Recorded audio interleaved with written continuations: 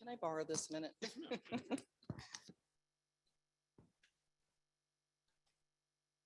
Good evening, everyone. Welcome to Empower You. I'm Betty Overstreet, the Executive Director, and I just want to point out the board members that are in the room tonight. We have, if you'll raise your hand so people know where you are, Barb Horowitz and Joe Platt and John O'Neill, Bill Roll, who is our treasurer and popcorn maker when the popcorn machine's out. Jay Grunke, our producer in the back. Did I miss anybody? I think that's the only ones I see. Okay, thanks guys for being here. I also want to thank Jude DeWitt, who has been so kind to do registration at our table. And she's been doing it every night. I can't tell you how much I personally appreciate that. How many of you were on the class Tuesday night? If you missed that class, I encourage you to go on our website and listen to it because it was great. And it was eye-opening in some ways. She talked about, well, her bill, HB 248, has been stalled. I don't know if it'll go anywhere. I think I've heard that Governor DeWine said he wouldn't approve it anyway. But anyway, there was another bill, 435, I think it was, that they actually got just that day on Tuesday, and they had to vote on it the next day. So she encouraged us to call our state reps, which I did. And my state rep is a Democrat, so I didn't know if that'd do any good, but it was a Republican bill, so maybe it did. Anyway, it didn't go anywhere from what I understand on Wednesday, so. But anyway, you need to go on and hear that class and get to know Jennifer Gross because she is awesome. Donations. I just want to thank all of you that have been giving donations to support us. I can't tell you how much we appreciate that. If you'd like to give, there's a number of ways you can do that.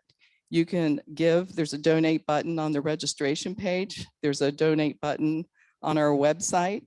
And for those of you that don't like to do that online, you can just mail a check to our physical address, which you will find on the website. And then of course, we always pass our red buckets around here in the room.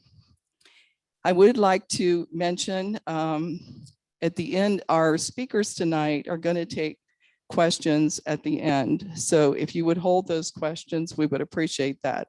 If you have a question at that time and you're in the studio, please raise your hand for one of us to bring a microphone to you, because if you're not speaking in a microphone, the people online can't hear you. And for the people online, thank you, Bill. For the people online, just go down to the bottom of your page to the Q&A button and you can put your question in there. We've got, oh, I did, yeah. I don't know if all of you heard me, but the lady that owns the Bluebird Bakery in Glendale, Dan mentioned her the other night, and she was kind enough to bring in some cookies for all of us tonight. So those of you who've been coming in since she got here have seen the cookies back there. If you've missed them, you might want to get one before they're gone. If they're still there, you can get one at the end. So thank you very much for that. We have 2 door prizes to give, or actually 3 door prizes to give away tonight. The first one we're going to give away for in the studio is Unsettled, and it's about climate science. And whoever wins it has to give a book report on it. Would you draw a ticket for me? Yeah, just draw one for me. No, you might win. You can drop it back in. 587. Anybody have 587? No? 587? Here we have a winner. You came at the end. Did you hear me say you have to give a book report? That's okay. We'll let you off the hook. Also in studio, for those of you that were with us last year, you know, when Coca-Cola started playing politics, I guess that's a nice way to say it. We quit stocking our refrigerator with Coca-Cola, and now we stock it with Pepsi. So we're going to give away a case of Pepsi Pepsi or Diet Pepsi? Would you choose another one, please? Maybe you'll be the Pepsi winner. 575. 575. Diane, congratulations. Do you want to just get it after class? Okay. One more prize for our online people. It's The Authoritarian Moment by Ben Shapiro. I understand it's a great book. I have not read it yet. You don't have to do anything. The fact that you're online, a name will be chosen, and I'll try to remember to announce who that was at the end. Starting, one more thing. Our upcoming classes.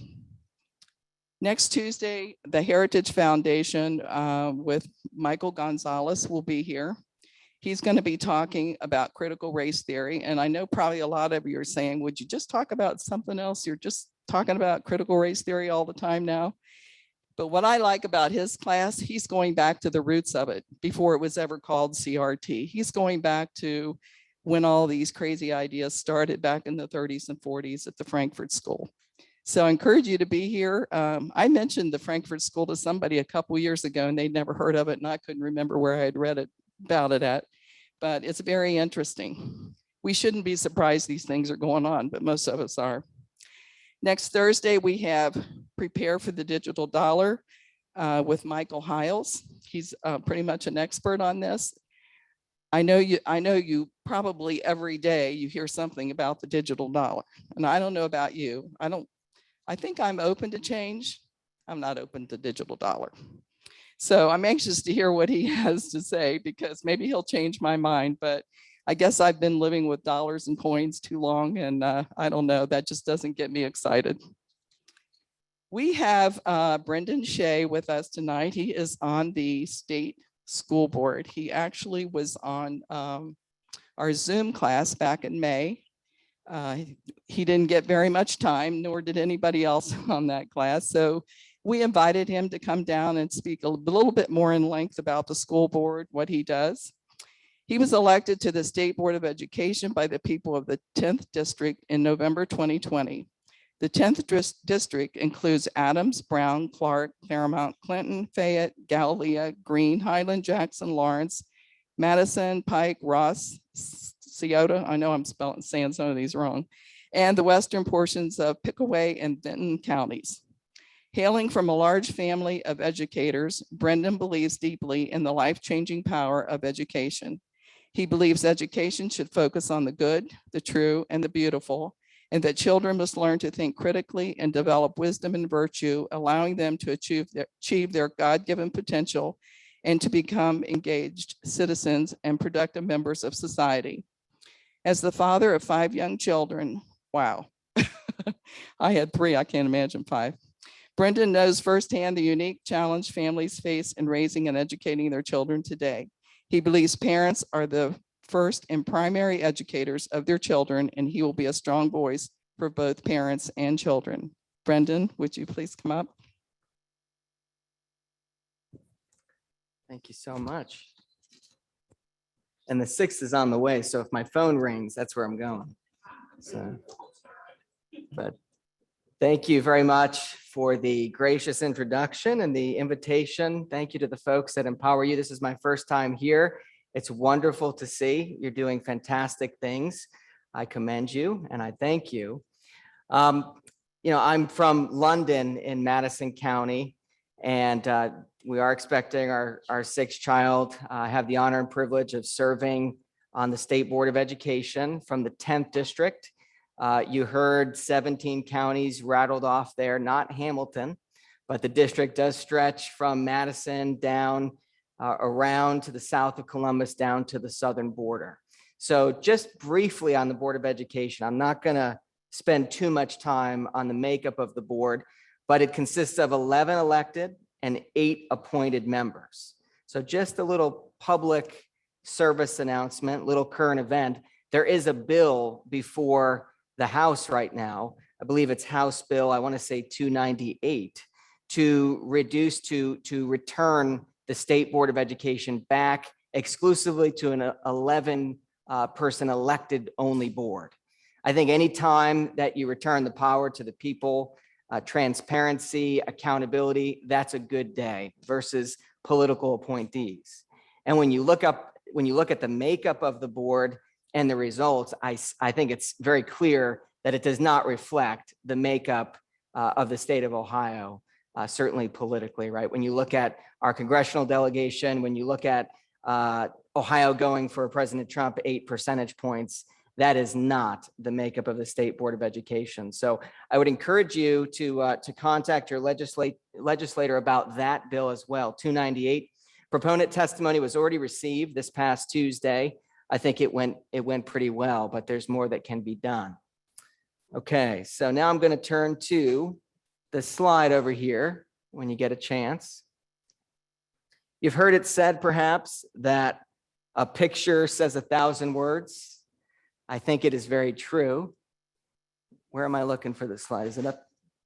Okay, if you could click on the PDF that says Whole Child Framework Infographic, if you're able to click on that to make it big, and if you could scroll down a little bit, I'd appreciate it. So picture says 1,000 words, and I think that's true, and this says it best. So this is a graphic that comes from the strategic plan for education for Ohio. Now, this exact graphic is not in the strategic plan, but something very similar is. A couple months ago at our board meeting, I was on a committee and they brought this graphic up, and I almost fell out of my chair when I saw it.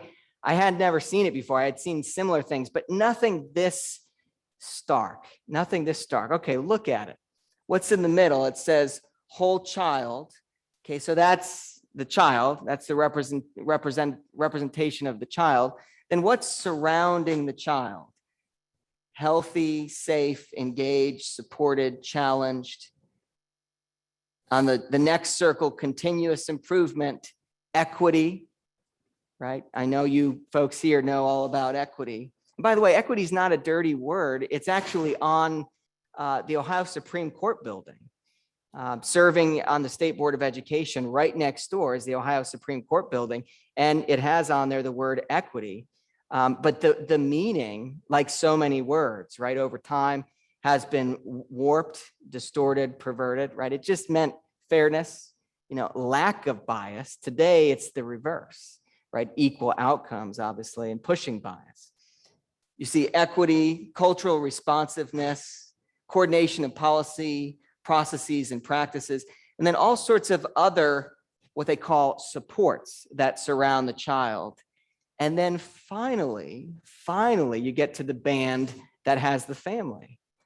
And I almost fell out of my chair and I raised my hand and I said, excuse me, I don't like this graphic one bit. Do you realize how stark and jarring this is? You have the family on the outer rings of Saturn. It would have been easier if they kind of admitted, if they kind of said, yeah, the family's not central to our calculus here. Like that political candidate in Virginia a couple nights ago. Did you hear about that? Who said, I don't think parents ought to be talking about what's taught in school. Thank you for saying out loud what we know you're thinking and doing, So right there, I asked the question, and she was ready for it. You got to give her credit. She was ready for it, and she said, Board Member Shea, not to worry. You see the outer ring where it says family. Look at the color. See that maroon color. Now look at the child, the star. Look at the outline of the star. It's the same maroon color. See, we recognize.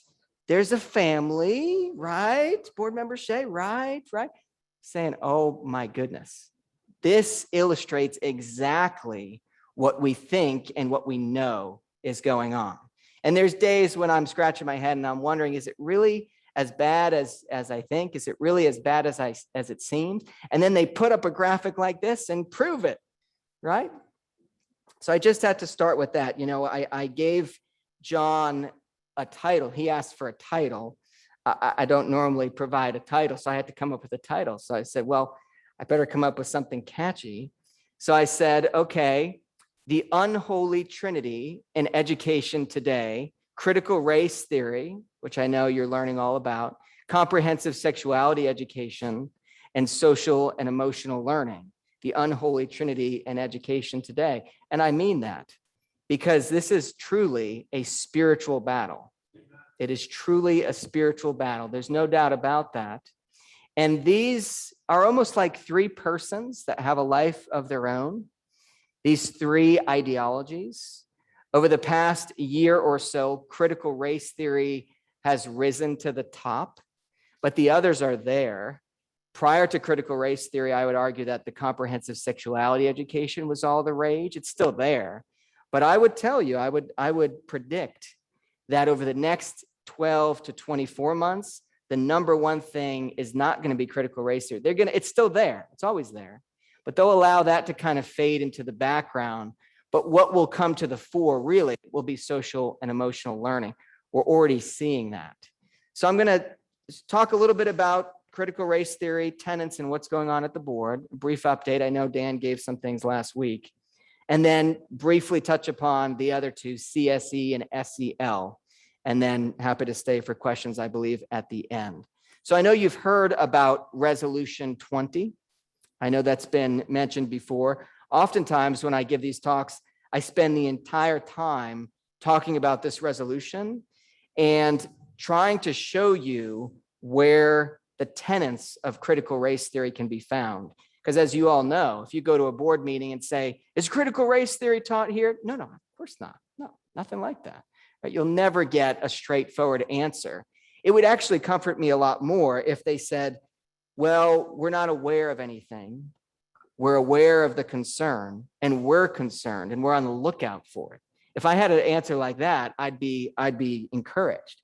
But I don't care who you are, what district you're in, to immediately hear, no, it's not here. That's either disingenuous or just not true. Dr. Jenny Kilgore, who I believe represents this area, she's been in education, in teacher education for 25 years. And she would tell you this is nothing new. Teachers and teacher training programs have been saturated with these ideas and these tenets for her whole time in education, she would say. So even if it's not there as overtly as a resolution like this, make no mistake about it, it's there. And even if we repeal something like this, that's a good day, that's progress, but that's not the end of the story. So I'm not going to go through the entire resolution. I'm going to make 2 points. This happened right after George Floyd, tragic event. And it's one thing if the board wanted to fixate and focus its time on condemning racism. I'd say, why are you spending so much time on that? Okay. Or if it was just focusing on opportunity for one group of students, I'd say, why do you want to just focus on that? But this resolution links the two. It's a resolution to condemn racism and to advance equity and opportunity for Black students, Indigenous students, and students of color. What's the implication? What's the premise? Well, the premise is the number one impediment to equity and opportunity for these groups of students is racism, is what they call systemic racism. And the very first resolve clause says resolved that the State Board of Education condemns in the strongest possible terms white supremacy culture, hate speech, hate crimes, and violence in the service of hatred. These immoral ideologies and actions deserve no place in our country, state, and school system. Thank you, State Board of Education, for the courage it took to utter those words. Unbelievable courage. Wow. Profile and courage. Thank you. But the suggestion that these things are running rampant in Ohio schools, and if we could just get over this, if we could just get over this hurdle, this barrier, then we'd have equity and opportunity. That's the premise, and that's what's so harmful. It's as if there's no other factors, and we know there's a myriad of factors, namely poverty, right? I mean, I represent a lot of different districts, a lot of different areas. Many are not primarily Black. Sometimes the testing results between inner city and some of the areas I represent are pretty close, pretty close. So where do we stand today? I believe Dan gave an update last time about some of the progress, some of the positive things that have happened. after the president of the board disallowed speech on certain topics. Thankfully, that has been overturned. The board did pass a resolution to overturn that. So now you can come and you can speak on any topic. That's a good development. We also, the board did adopt a resolution requesting a formal opinion from the Ohio Attorney General Dave Yost on Resolution 20. I know Dan mentioned that last week briefly. I just want to emphasize how big of a deal I think this is. Some have said, oh, it doesn't accomplish a whole lot. I think it's monumental. I truly do. I believe that the letter that the Attorney General wrote, in addition to the legal opinion, by the way, the legal opinion is not exactly a glowing review of Resolution 20. It's very unfavorable. It's basically 11 pages warning, if you do this, if you do that, if you do this, if you do that, basically critical race theory type stuff, you are defying civil rights statutes, the Ohio and federal constitution, right? So he says there's certain things I can't declare definitively because you're not showing me the curriculum and standards that you're putting forth or that you would want to put forth, but I'm giving you a stark warning. But he did find one illegal directive in that resolution. And that was the requirement that state education contractors take implicit bias training. And he speaks very negatively, very critically about implicit bias training. But if there's one illegal directive in there, one directive that the attorneys for the board or the department either overlooked or willfully looked the other way, what else is getting by them? What else is being pushed down to the local levels that is illegal? What else? It raises a lot of questions. But I'm going to read, I guess I'm going to use up 3 minutes, a couple paragraphs from the Attorney General's letter, because I think it's a profound articulation of what many parents are sensing, what many grandparents are sensing, but they can't always put their finger on it.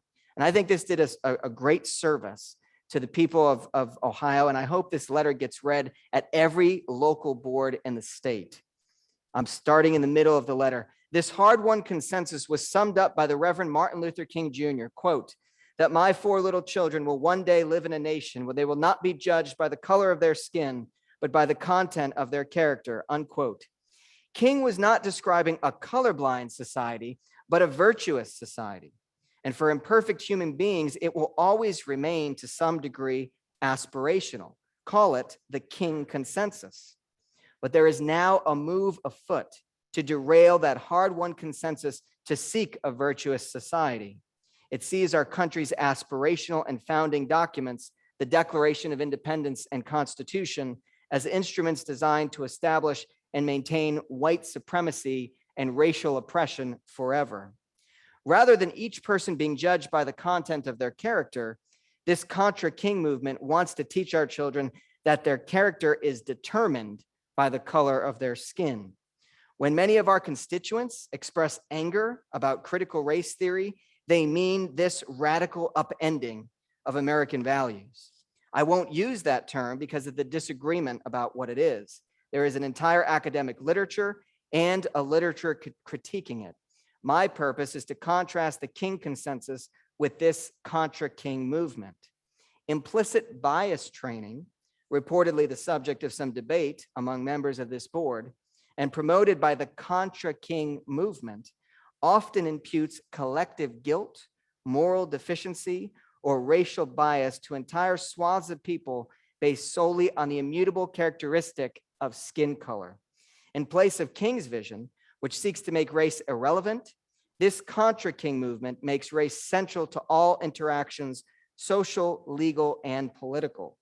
Instead of viewing a person's skin color as the least important defining characteristic, it seeks to make skin color the dominant defining characteristic. King's vision is one of hope, inspiration, and demonstrable success. Those who would upend his content of character consensus offer a vision that is forever bleak, deterministic, and promises nothing but endless racial confrontation. Honest history must be taught in our schools. The Tulsa Massacre, Jim Crow, the lynchings of more than 3,000 Black Americans. These ugly chapters must be plainly taught. for the same reason that the Holocaust must be plainly taught.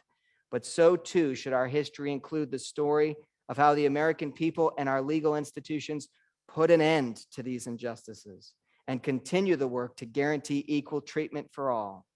We can teach children that they live in a society where their prospects are unlimited, or we can teach them that their lives will be unfairly blighted or unfairly blessed by the color of their skin. I think most parents would prefer the former. So do I. I think that letter should be read at every school board in the state.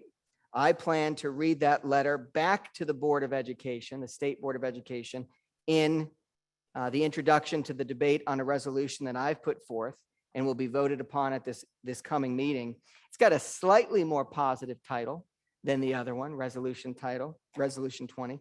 It's called the Resolution to Promote Academic Excellence in K through 12 Education for each Ohio student without prejudice or respect to race, ethnicity, or creed. The idea is that we're for all students. We're not for putting people into groups and into boxes and slicing and dicing. And we're about academics and academic excellence. I thought that's what education was about. And I'm quite confident that the vast, vast majority of parents entrust their children to schools for that reason, for a top-notch academic education. So I hope we'll get back to that. I would encourage you, if you look up this resolution, I'm sure the folks here, you can look it up online and you agree with it. I would encourage you to send off an email to the members of the board and or come and testify, especially if you've got an experience with a child. Come and testify in support, if you would. It's the Tuesday. It's the second Tuesday in October. We'll be voting on this. I know I've got basically 2 minutes left. I didn't get a chance to touch on comprehensive sexuality education, social and emotional learning. Just be aware, these things are all meant to accomplish the same thing. I believe really weaken the citizenry, weaken the morals, weaken the virtue, weaken the fabric that binds us together, tearing children from families and from parents. I believe that's what all of these things are about. Dividing, distracting. I mean, the amount of time that the board has spent since I've been there for 9 months, fixating and focusing on so-called equity issues when we have a raging academic crisis. We're in this pandemic and we just got the state testing results back. There was a 20% learning loss. And many studies have been done to estimate that it's far, far worse. And we know that that will compound over time. What are we doing to address that? We're fixating nonstop on race. What are we doing to address that? So I've brought an opt-out form. It's actually from Protecting Ohio Children. You can use it with your children. You can send it to the school, give it to the administration, and make sure that each teacher has a copy to opt out of any of these things, any of these 3 areas. It's explicit in the form.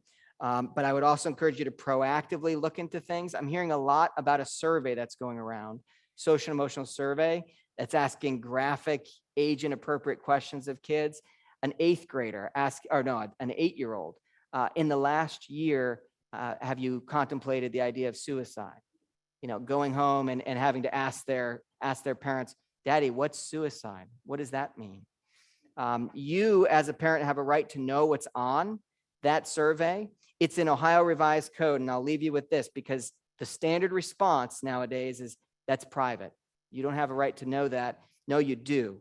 And it's section 3313.60 of the Ohio Revised Code, section G. Upon the request of any parent or legal guardian of a student, the Board of Education of any school district shall permit the parent or guardian to promptly examine, with respect to the parent or guardian's own child, any survey or questionnaire prior to its administration to the child. So know about that. It doesn't require a public records request. It's in Ohio Revised Code. So I thank you for the time. I'll stick around if there's any questions after the fact. Thank you. And once again, I commend you. I know there's candidates in this room. So thank you. I think we as conservatives need to continue to engage in this space of education, which I think we've abdicated for far too long. So thank you very much. God bless you.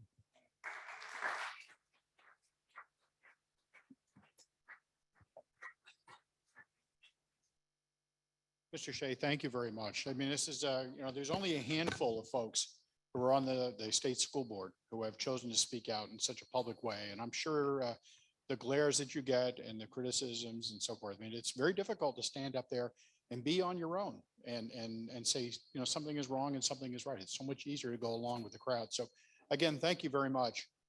We do keep our raffles or giveaways on the up and up. And we do have the Shapiro book right here. And I'm ready to announce that David B. at roadrunner.com is the winner. And we'll take care of that. Betty will dispatch that to David B. Okay, very good. So our next speaker, well, it's kind of an unusual title, Systemic Woke Suburban Thuggery and What to Do About It. I don't know if you guys feel like this, but there's a lot of thuggery here, and I'm having a hard time conceptualizing or describing briefly what this actually means. I mean, there's so much, right? I mean, we all have different conceptions of this, Facebook or the government or whatever. But, as I was listening to Mr. Shea, I'm thinking to myself, we have a perfect example of this. I mean, think about this. Our elected representatives and appointed representatives on the state school board decided, no, the people, they've had their say. We're not going to allow them to speak on one more topic on this issue. I mean, think about the effrontery of that. I mean, if that isn't thuggery, I don't know what else is. I mean, we're simply not going to entertain this topic. So as I ask our two speakers to come up, let me introduce them. Rachel Citak is an Ohio attorney, licensed and proprietor of Rachel R. Citak, law attorney at law. She's a conservative activist. Her activism is included or led to interviews by various news sources, testifying to the Ohio State House, inclusion in the Cincinnati Enquirer Board of Contributors. She's also written for the Western Journal, the Columbus Dispatch, and the Daily Wire. She's also clerk for both the Ohio Attorney General and for the Hamilton County Prosecutor's Office. During her free time, which I'm sure she doesn't have a whole lot of with all that in their background, she enjoys equestrian sports, playing with her German Shepherd and Cavalier Spaniel, and joining her husband on their outdoor range where she practices with her Glock 42. So be polite to Rachel. Max Black is our co-host for tonight, or a co-presenter. He's the host actually of a podcast that I recommend to you called Canceled Out. It covers local politics, local Cincinnati, Ohio politics, with the objective of inspiring individuals to make a difference in their communities. He's a graduate of the Middle Tennessee State University and a U.S. Navy submarine veteran. He returned to Cincinnati, his hometown, and set out to study the complexities of local elections and the responsibilities of politicians. And his goal is to set up a framework to for change by utilizing tools such as podcasts and building platforms such as chronicles.org to provide a reliable source for local stories. So with that, let me welcome Rachel and Max, ask them to come on up, and we'll begin their presentation. Thank you very much.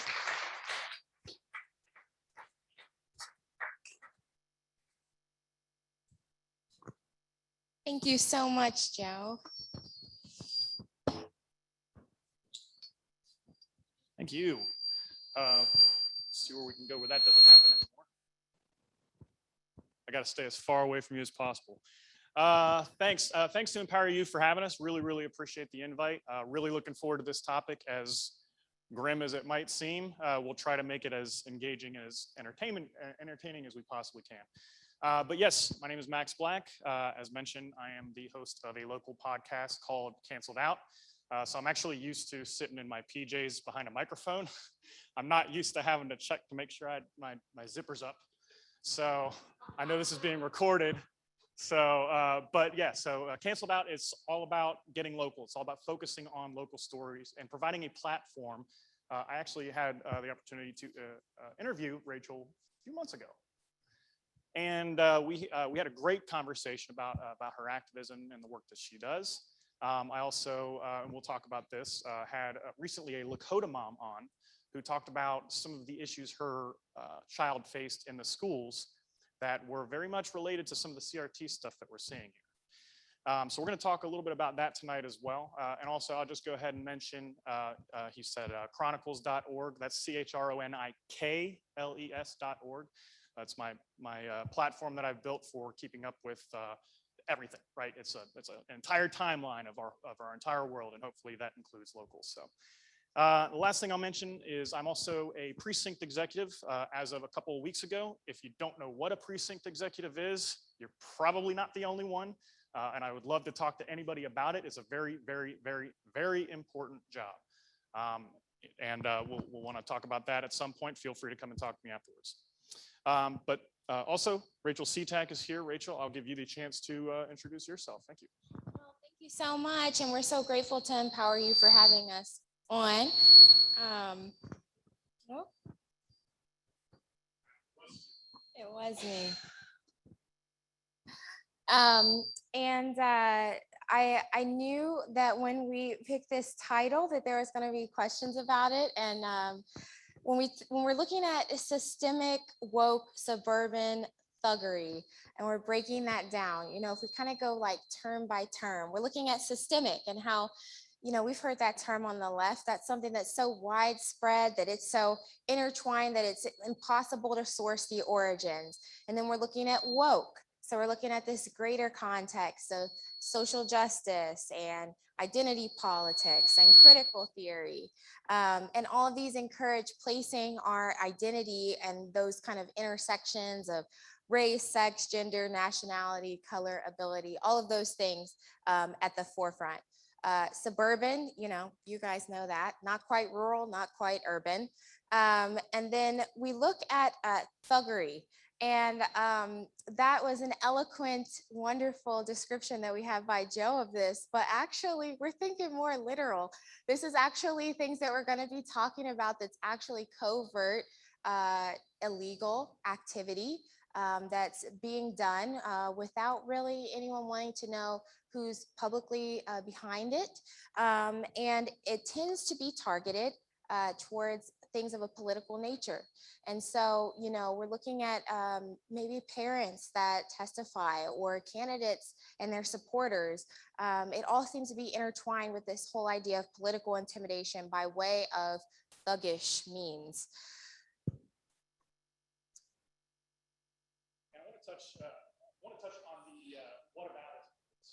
Of course, the reaction you would get when you start to accuse the left of their political intimidation that they'll engage in and the thuggery that they'll engage in. They'll say, oh, what about the other side, right? Now, the way I respond to that is, number one, there are a-holes in every camp. We know that, right? We understand that. We can't control everybody. We know we're going to agree with people who we otherwise wouldn't even want to have a beer with. To me, the difference is this. Any leftist who comes to me and says, oh, it's just as bad or it's worse on the right, I've got a MAGA hat for you. You're more than welcome to wear it in any leftist district. Go to wear it in Portland, Oregon, Seattle, LA. You give me your Joe Biden hat, give me your Hillary Clinton hat, I'm happy to wear it wherever you tell me. Because I know that I'm not going to be at risk. And that's the difference, right? The difference is that the conservatives very much are being targeted by the left, and they're getting away with it. And that's what gets into the systemic portion of this is, it's not just some fringe leftists.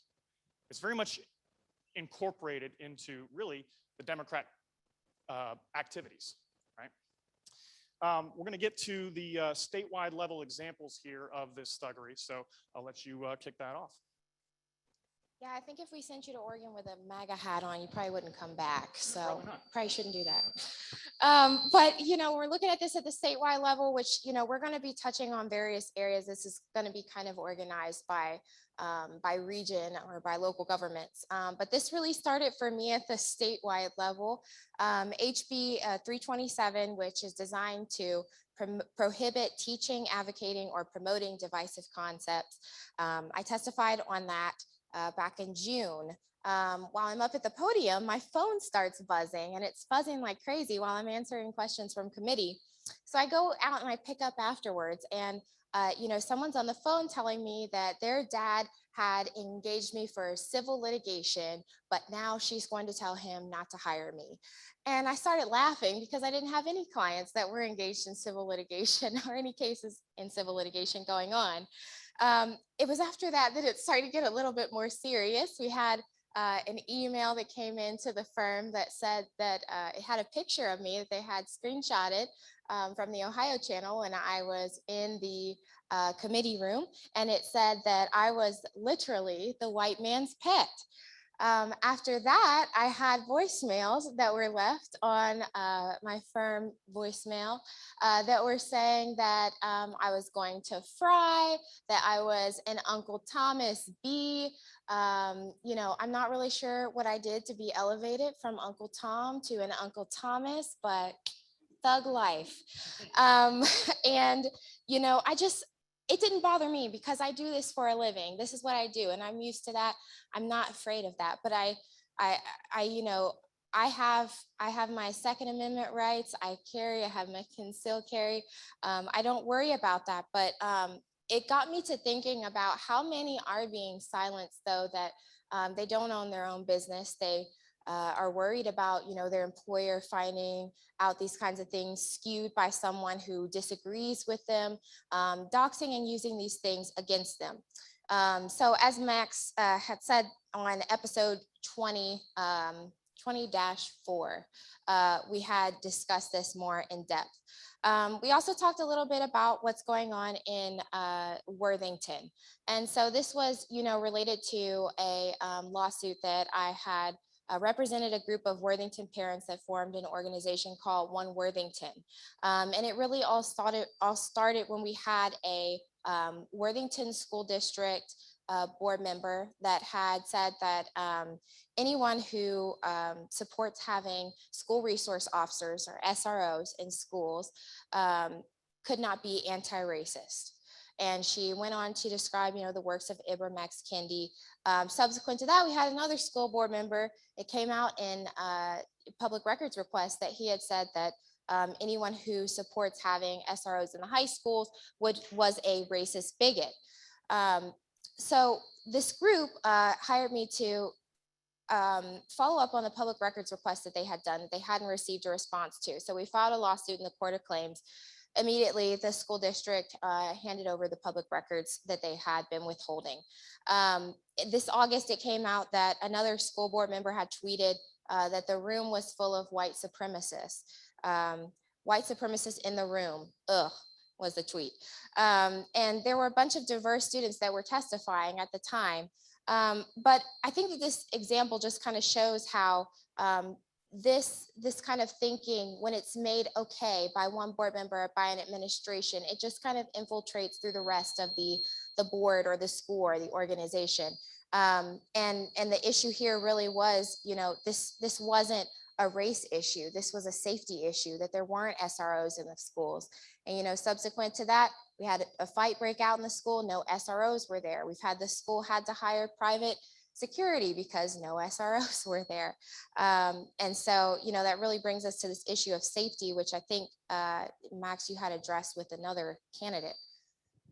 So that does bring me to Vanessa Wells, who is actually running for school board in Lakota. So make sure you're checking her out.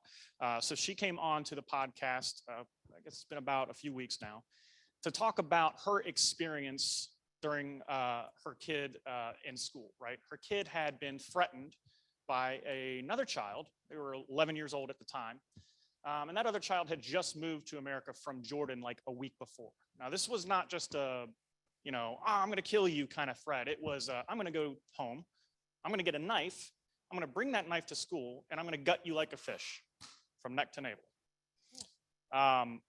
When I was a kid, if I was playing with my friends or whatever, and someone made me mad, oh, I'm going to kill you. That's one thing, right? Or maybe we're playing Call of Duty or something like that. I'm going to kill you there, right? But very, very vicious threats from a child. And the school effectively didn't do anything about it. They suspended him for like a couple of days, but they wouldn't tell Vanessa more of the details of what they were going to do about this to keep her daughter safe, right?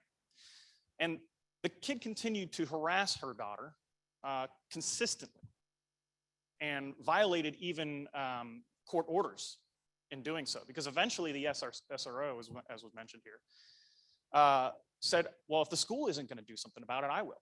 Filed the report, and it ended up going to trial. The family skipped town, went back to Jordan before the trial even happened. Right? This is a hell of an experience for a parent to have to go through, right? Now, the very next week, there was a scuffle on the playground between two boys who were playing basketball or something like that. They got mad at each other and one of them said, "I'm going to kill you." The way kids do when they get excited, or, it wasn't the vicious threat that we just discussed. And what did the school system do then? Well, they sent an email out to everybody. To everybody. They said, "We have this issue." Of course, these are two white boys, right? "We have this issue here where this kid is threatening another kid." But they didn't do anything like that for Vanessa and her child. And the reason why, they said, was cultural differences. Cultural differences. You got to understand, they come from a different culture. So the problem here, and that gets for sure into CRT, but the problem here is that you can see how the school is allowing certain types of activity between students that they definitely shouldn't be allowing, or they should be enforcing more strictly and evenly and universally across the entire student body, but they're not. So when you see examples of woke suburban thuggery, right, you're seeing it happen in the schools too, amongst the kids. Because the kids look at the school boards and the way they behave, as was mentioned, right? That, "Oh, you're just a bunch of white supremacists and racists." What do you think a kid's going to do when they see that in school? And then they get away with it. It's exactly the same scenario. It's exactly what you would expect. I would encourage you to go and listen to that story. Again, Vanessa Wells, and if you go to the Canceled Out podcast, you'll check that out. And by the way, it's canceled out with 1 L. Episode 27.3. Oh, thank you. But it's an incredible story, and it's a very, very important story. So I really would encourage you to listen to that. I think that's the main thing I wanted to cover there. Yeah. So I mean, as Max has pointed out, they kept pointing to that this was based in cultural differences. And, the first thing that I think of is that CRT language that says that, teachers are supposed to be being taught about cultural competency. We can see how through this example that what comes through that door of cultural competency is different cultural standards. If you're of one culture, then this behavior is okay. But if you're of a different culture, then it's not okay. So when we start looking at Anderson Township, which is really just such a rich plethora of examples, it could be a case study in and of itself. Oopsie.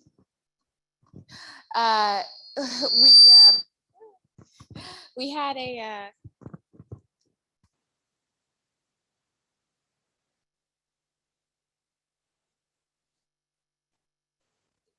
set of suicides that really shook the community. We had 3 suicides of kids who were students, and it was heartbreaking.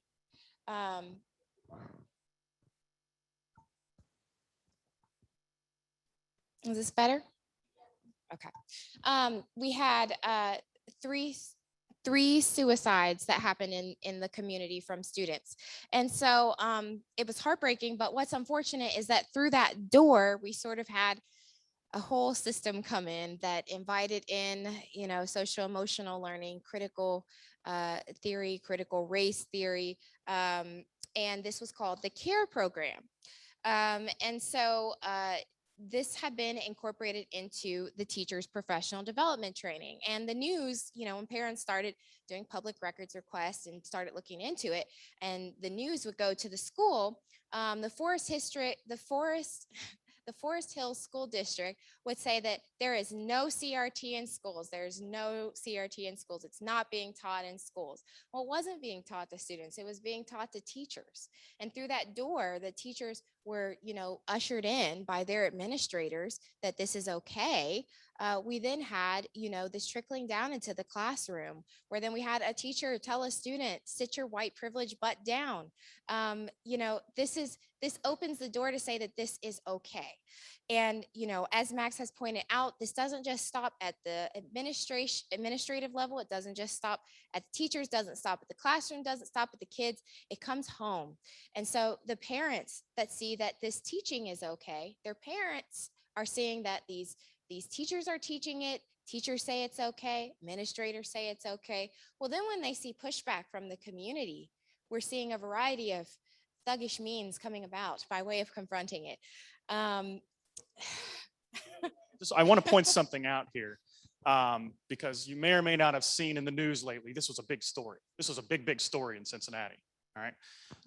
Recently, with this school board campaign that's going on, some clown decided what they were going to do was they were going to take a couple of Chinese flags, little tiny Chinese flags, and place them in front of Democrat signs on people's lawns.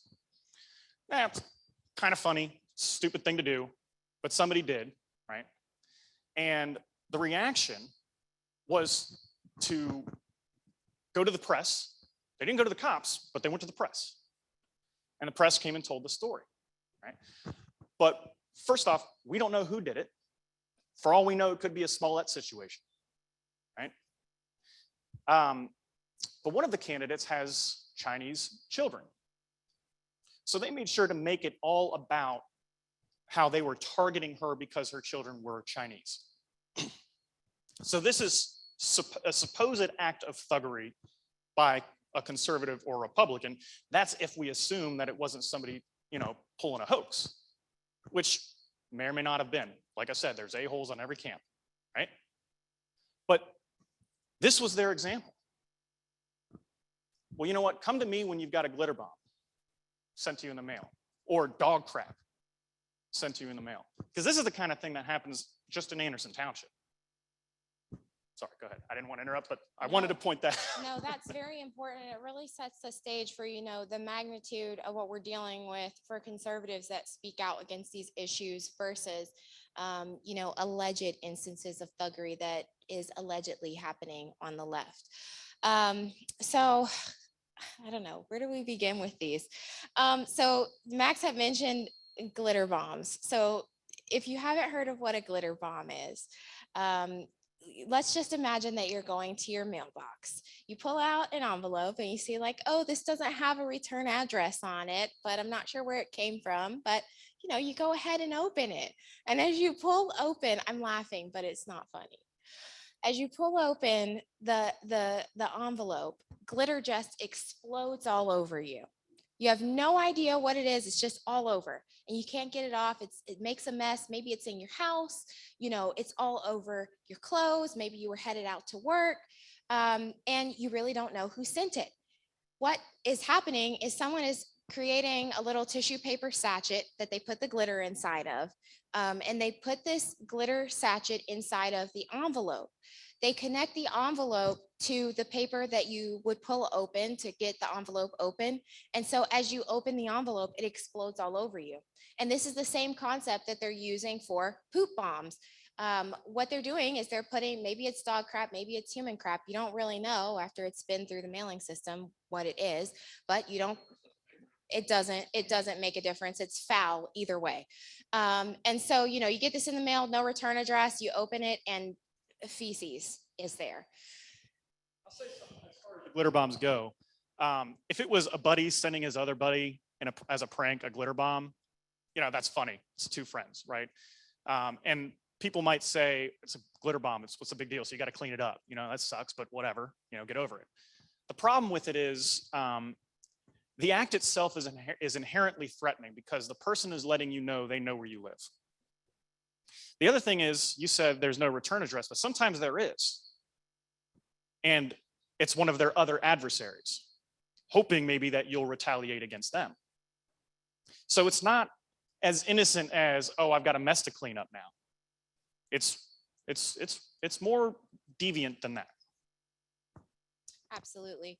And the return addresses that they put on there, that can also be a tactic that they use if they want to send you a letter about what they're upset about with you.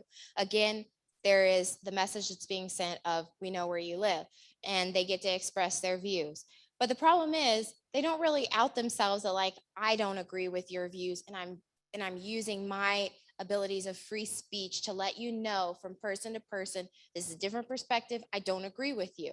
Instead, what they do is they put someone else's return address on there. So sometimes it's an elderly person, sometimes it's a Republican, and sometimes it's a business. And when they send out their hate mail, these businesses are confused. They're like, why are you telling me that I'm racist and I don't support CRT?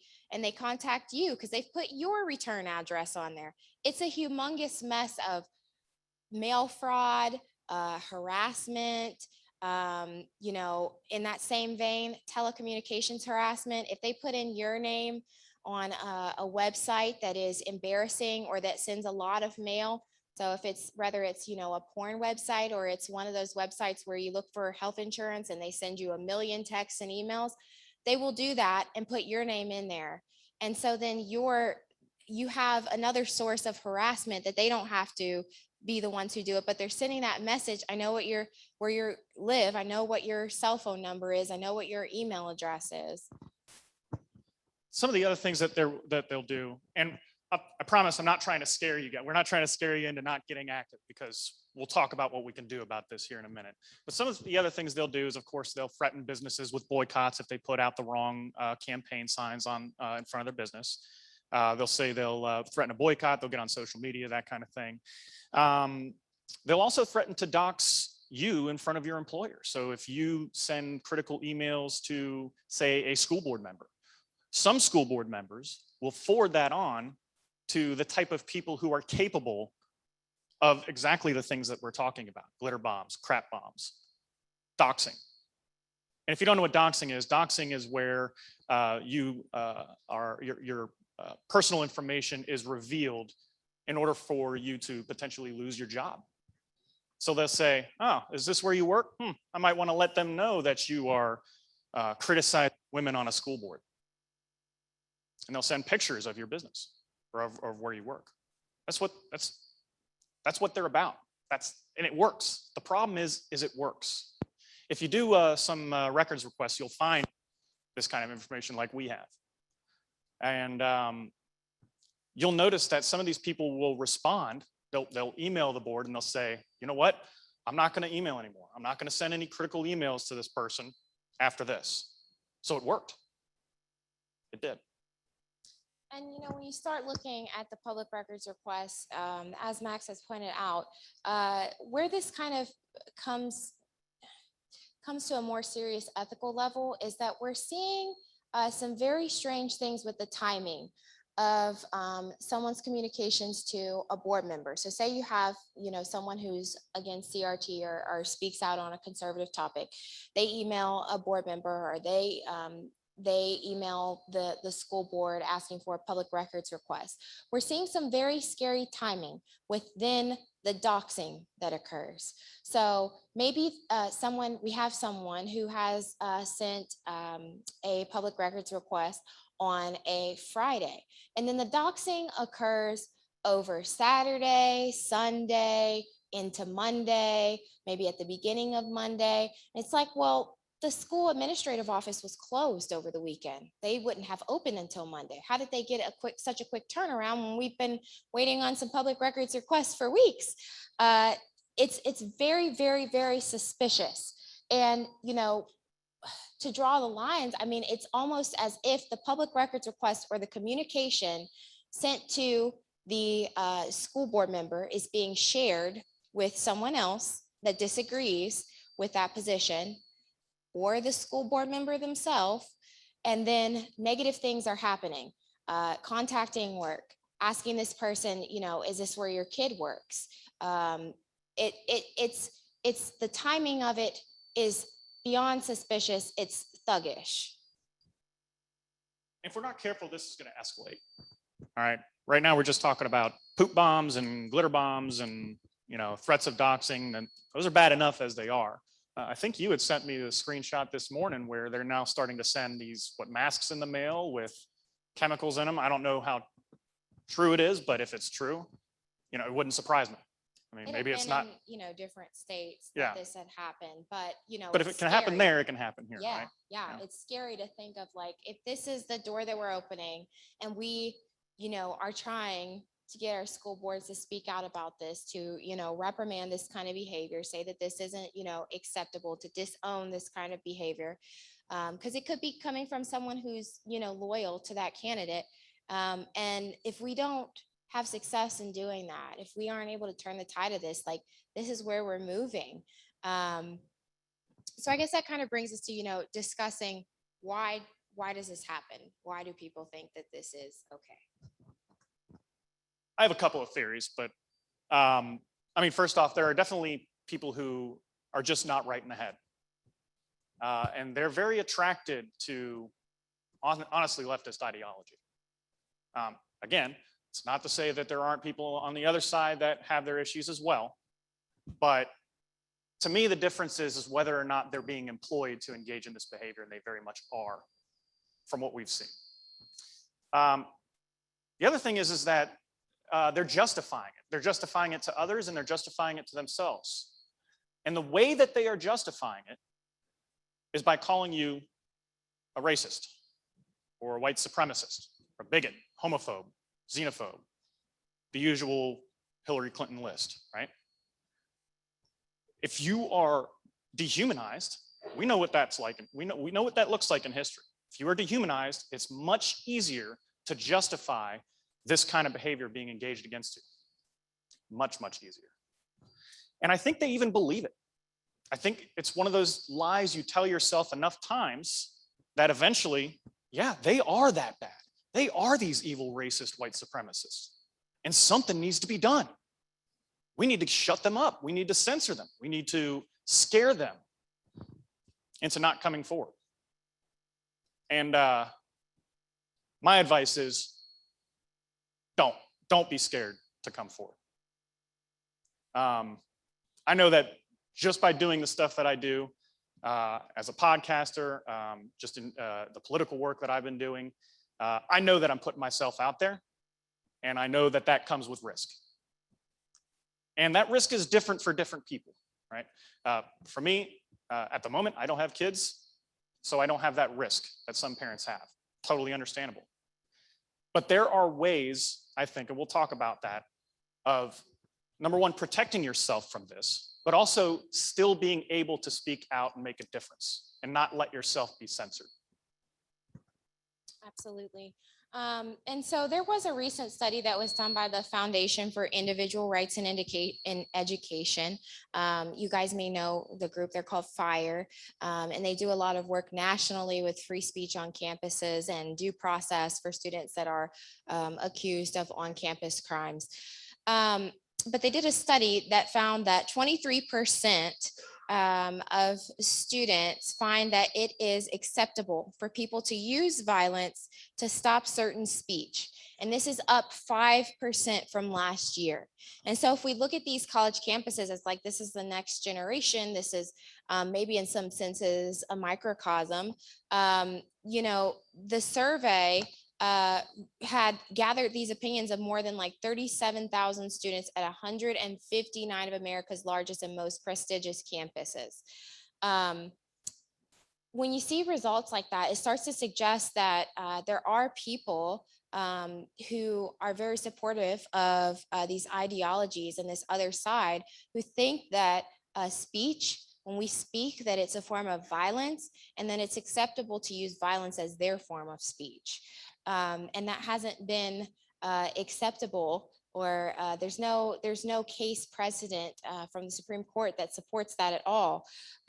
So we're really looking at changing hearts and minds and the solutions that we can do to stop this from happening by persuasion. The only appropriate response to violence is self-defense, right? And if your speech is considered violence, then using violence against you to shut you down is just self-defense. Again, I get back to that's how you justify it. Let's talk about some solutions, though. I really do think that this is the most important part.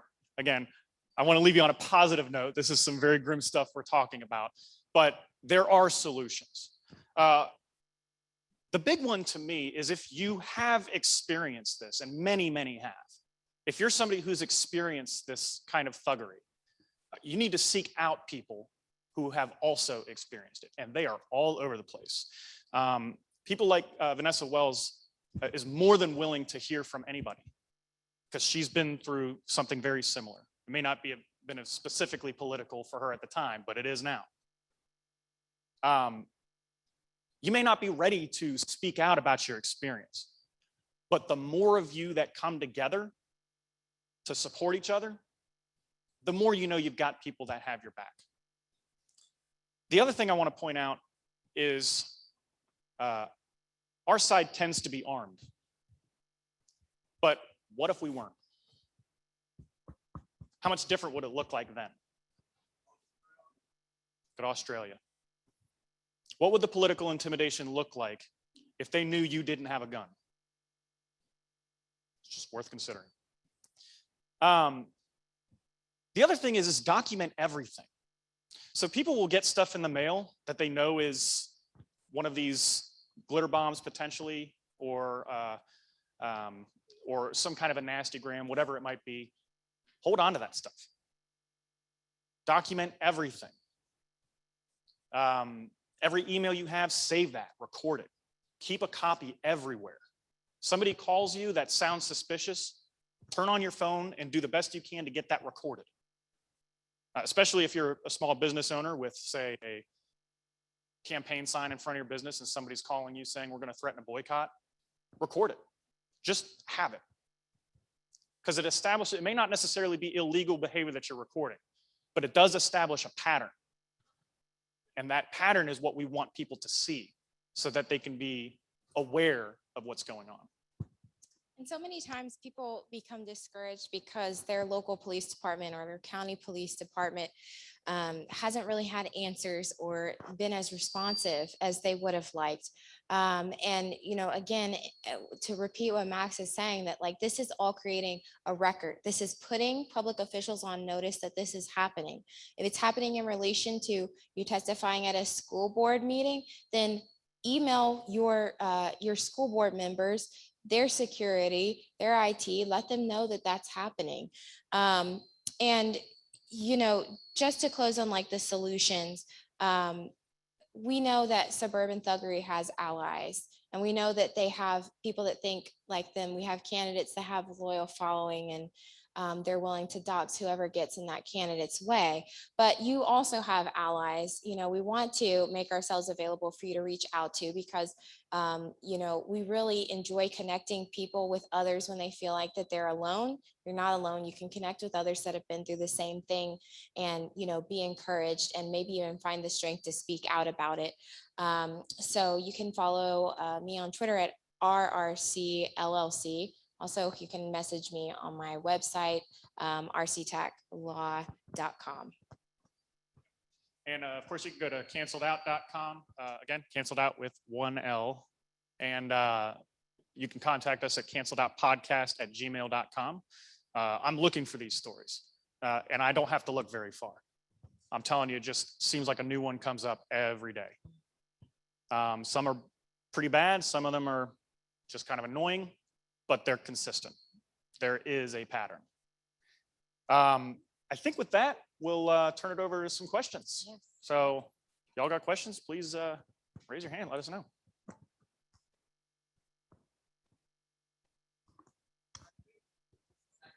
You got it?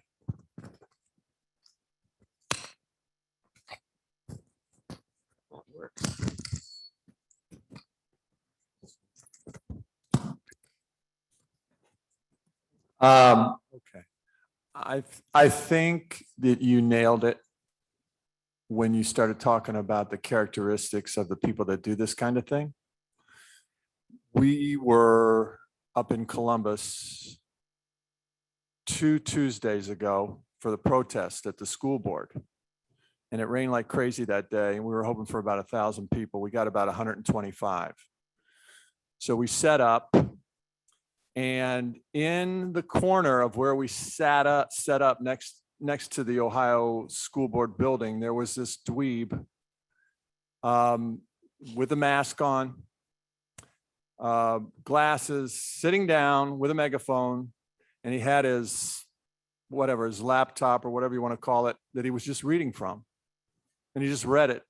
And it had to do with Mexican immigrants or something. I heard some of it. Was this in the rain? We were not in the rain. We were undercover at this point.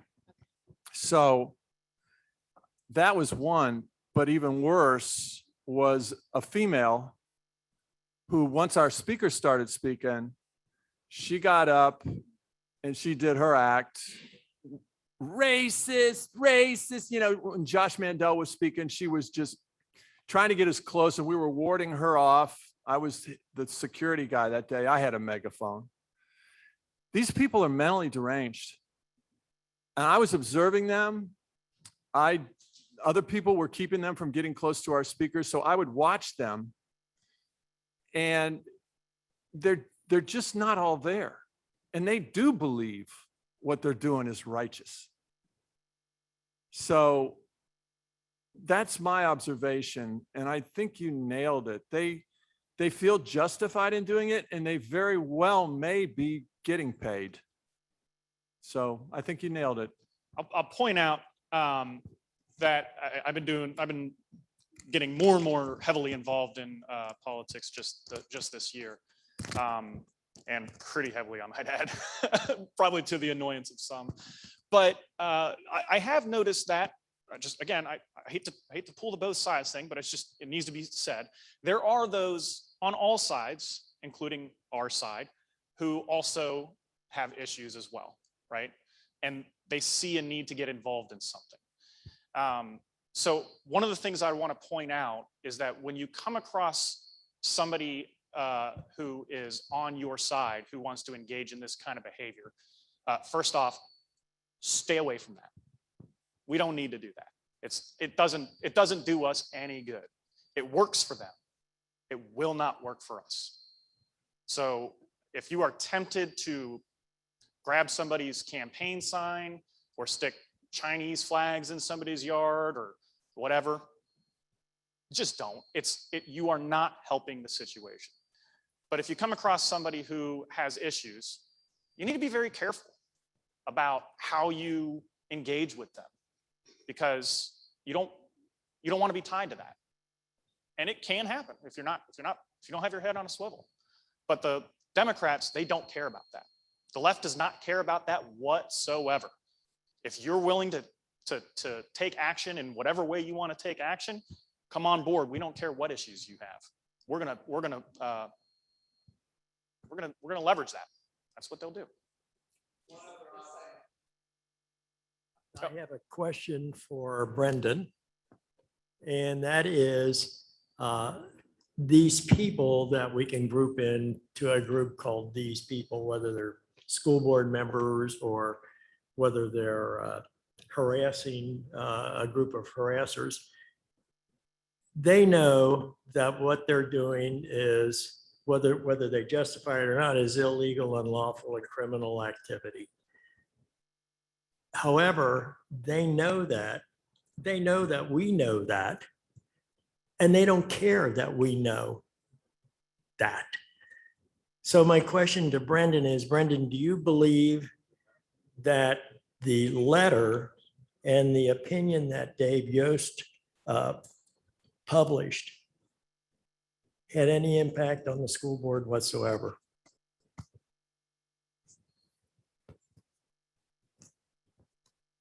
Thank you.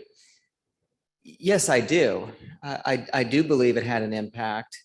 We saw in the vote for free speech, the public participation resolution from Dr. Jenny Kilgore, that passed, and a number of members who had spoken out against public participation on this issue in the past, they didn't vote for it, but they abstained. So I thought that was pretty significant. Only one member voted against that resolution. So that was one thing.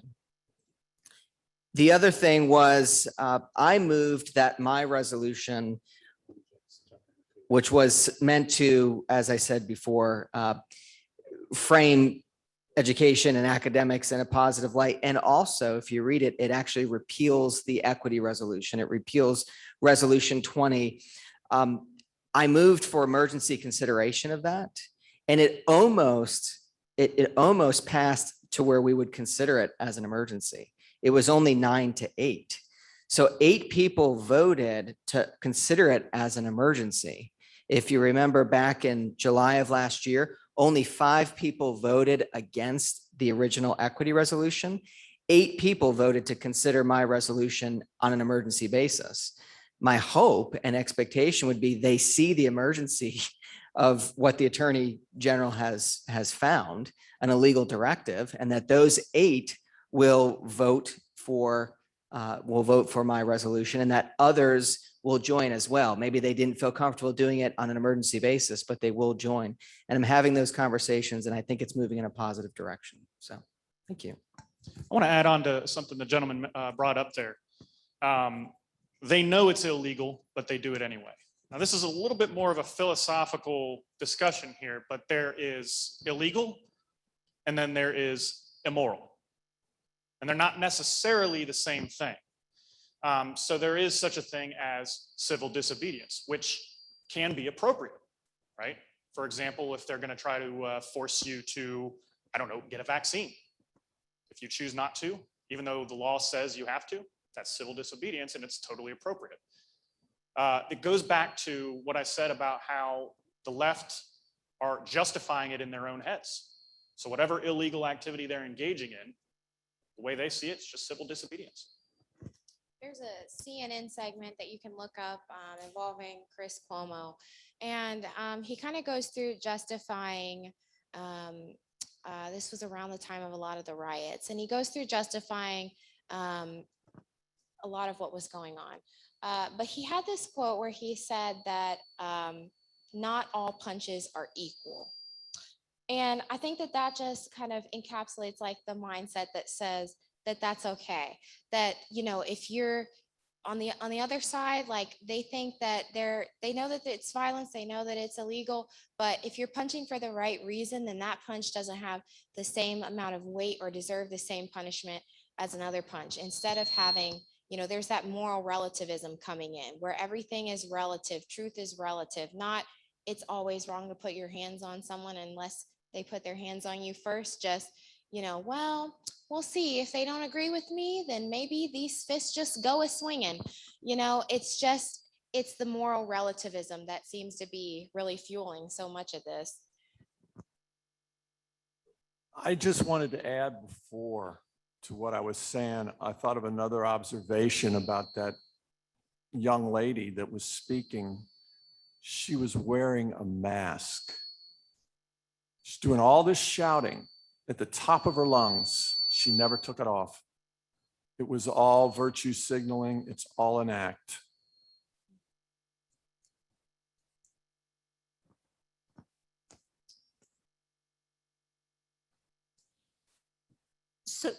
So you mentioned that sometimes people have to hire an attorney to get school boards, et cetera, to follow the public records laws. Is it possible to sue for damages at that time also, so that it's not going to cost the citizen who's trying to get the law enforced? So while you may not be able to bring the claims about what has happened in regards to the like political intimidation in the same lawsuit as the Court of Claims lawsuit for the public records request, you know, we absolutely have a case out of Hamilton County where someone was assaulted by someone as a part of the political intimidation. And that has become a part of a more general lawsuit where everyone's listed as John Doe because there is so much fear about retaliation or about violence or political intimidation coming out if these people's names were actually in the lawsuit. Well, I think they do all this because they know they're not going to get in trouble. I mean, they just outright lie on TV and they know nobody's going to call them on it. But I have a legal question. My niece started college September or whatever, and she goes to college and she stays there on campus. She got her room. She's a senior. She plays soccer. And all of a sudden they said, you have to get a vaccine or you out. Isn't there some kind of contract did they have when she paid them to go there and, I mean, is that legal? Well, I could talk all day about this because I do a lot with vaccines. But it all. kind of Rachel, ties- can you kind of repeat what she said? I don't think it was coming across. Yes. Thank you. So the question was whether or not that it's legal for a college campus to mandate that their students have to get the vaccine. Are there any issues of contract law that arise out of being on a campus? A lot of this comes down to whether it's a public or a private campus.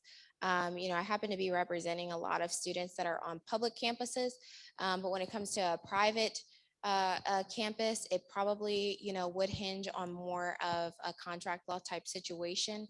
I'm not familiar on, kind of how that.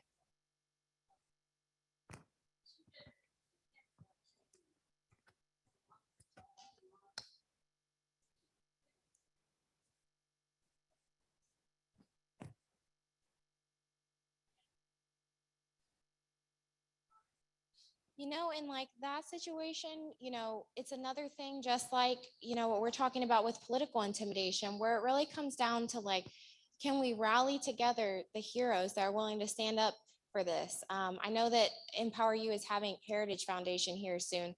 And one thing that I have learned from their legal presentation is that we have to make it embarrassing to be woke. We have to be willing to stand up. We have to be willing to stand up to be the sane ones, the composed ones who can put forward our arguments in just, a calm manner. We have emotional stories, so it doesn't have to be emotionless. It doesn't have to be strictly logical, but, we have to be the ones who are willing to make that embarrassing to look like that. That people are out here peacefully demonstrating and that, you're yelling, as Michael pointed out, last weekend. That's not okay. We have to make it embarrassing to be woke. But that brings up a good point. One of the best things that we could do, and we should be doing, is having a sense of humor. It's having a sense of humor. I think we very often get caught up in the seriousness of this because it is very serious.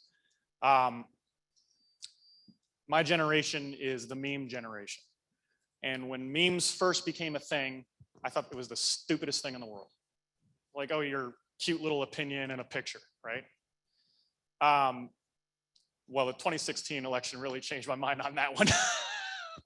So if you recall looking back on that, memes played a big part. They really do. One of the things that I do, just because I'm kind of more the creative type, is I'll create memes, at the local level. I actually created one making fun of the outrage over these Chinese flags.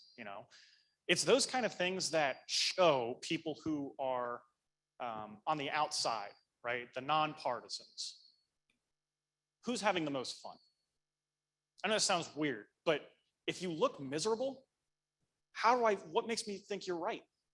If you just look miserable all the time and you're always complaining about stuff all the time, why would I want to be a part of that? And I think we do, and I've been guilty of it as well. I think we get caught up on it, right? Because serious stuff is happening. But if we want to make it embarrassing and humiliating to be woke, you kind of have to poke fun, right? So having a sense of humor is really, really important. It might seem silly or goofy when it comes across and we're trying to talk about something serious, but for crying out loud, guys, people who are not plugged in like we are, they don't see it. And they're not going to see it because you're berating them. They're going to see it because you're appealing to them.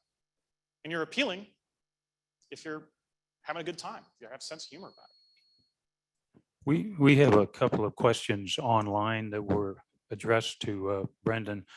And Brendan, I don't know, I'm not sure what you were saying at the time, but somebody was wondering how to get an opt-out form. That's the first question.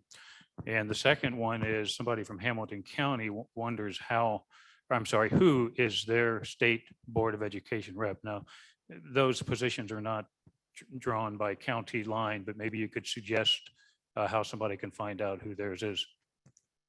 Let's use this one.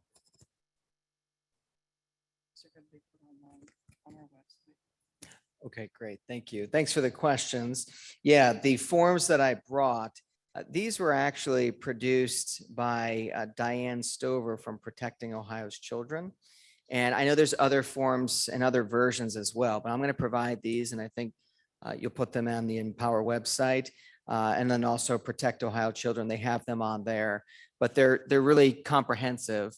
There's one that deals with racially divisive concepts / SEL parental non-consent. So it's an opt-out form. I do not consent to my child's participation in any instruction or discussion which is derived and racially divisive concepts in whole or in part, and it lists a whole bunch of things, 1619, revisionist history, critical race theory. So there's one for SEL and comprehensive sexuality education as well. So that'll be on your website, I believe. And then as far as the board member that represents you, I think it's Dr. Jenny Kilgore in this area, but I'd have to double check. And the way to check, is that correct? Someone said that's correct. Yep. And she's fantastic. But the way to double check that on the board website, it's got a map, and it's 3, each district is comprised of 3 contiguous Senate districts. So thank you. You have any more questions?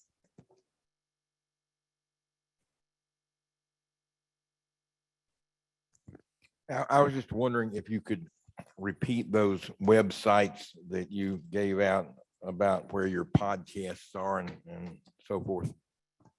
Yeah, so the podcast is called Canceled Out, and that's canceledout.com with 1 L. Canceled Out, yep. CANCELEDOUT. My question. Yep. Canceledoutpodcast@gmail.com. That's how you can contact us. Yep. And then you'll find us on all major platforms, Spotify, Apple, I mean, for now anyway. I think when we first started up, we were immediately shut down by YouTube. But you know, so it goes, is what it is. I just don't even care. Like, I mean, like the platforms are gonna do what they're gonna do. So I'm just gonna do the best I can, right? So, and My question's for Brandon again. Brendan, okay, sorry. How do you feel about cameras in classrooms?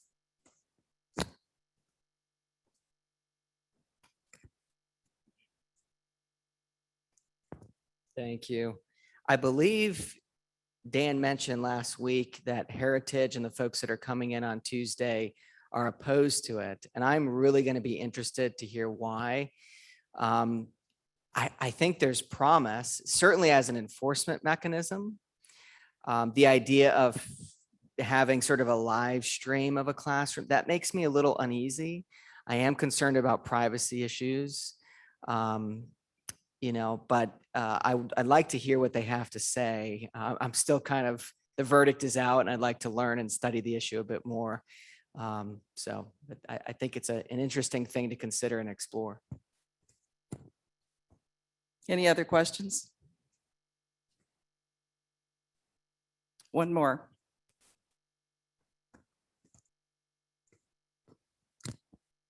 It's not really a question, but kind of more of a statement.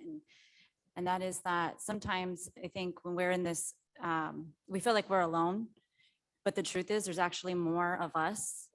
And I think it's important that we rally our friends. And when you just kind of tiptoe on those conversations and you find out that somebody is like-minded, that you network with them and you attend these type of meetings together, and then you network some more and you kind of build your community. Just today, we have a Patriot group that we started with 16 people. And our goal is, you know, to just keep communicating events like this so that we can come together. And that's the important thing is the left is really good at supporting each other and coming together. And that's what we need to do. agree 100%. 100%. I think that I I think for a while, conservatives, Republicans kind of rested on their laurels, particularly in some more conservative areas like Anderson Township. I think it's more red there than blue for sure, but the left has got a lot done in that township and in that district. And it's because they're so well organized. It's because they're so well connected, because they're so well funded. And, of course, it makes sense. And the Republicans kind of just thought they could ride on it for a while. And I think it's showing that it's not going to work that way. It kind of proves that it's something I've been saying for a while. At some point, the only people who get to be free are the people who fight for it. So, you got to do something. You got to get involved. I don't think you can get everybody on the same page with my daughter told her, I said, why don't you just take the masks off and get everybody together? And the ones that aren't vaccinated can take their mask off and make it so that the other ones, they have to keep. I think people think that they're alone. That people think they're alone and they're afraid to stand out. I think that was questions. Great. All right. Thanks, Empower You, for having us. Thanks, guys, for listening. Really, really appreciate it. Thank you so much. Thank you, Max. Thank you, Rachel. Really appreciate it. It was a good class. It kind of reminds me of, I knew my wife in high school before we started dating in college and finally got married. In high school, I took math and she took a class called Altiora. And in high school, I took English and she took a class called Seminar. So when we would argue, she would come out, she'd inevitably end the argument with the phrase, it's a known fact. Whatever it was a known fact. And it would silence me immediately because she's smart. I assumed that she was the expert. Until one day I asked her, who knows these facts? And I guess the biggest takeaway for me is just stand in the way. Submit these forms, for instance, that state boards or state school board member Shea is provided, or we'll have up on our website tomorrow. Just ask these questions. I mean, who is the expert here? We saw the instance of the illustration that was up on the, that Mr. Shea was talking about. And it's like, okay, wait, I see the maroon and the family's on the outside. And then they come back with a very intelligent answer. Oh, no, there's a thin line that goes around the student. And that really demarcates the importance of the family. So the biggest thing I think for me tonight is to ask those questions, stand up and just don't take it. I mean, honestly, we know better for ourselves. So there we go. So thank you very much. Thank you for attending tonight. And thank you for being online. And thank you to our speakers again. And good evening.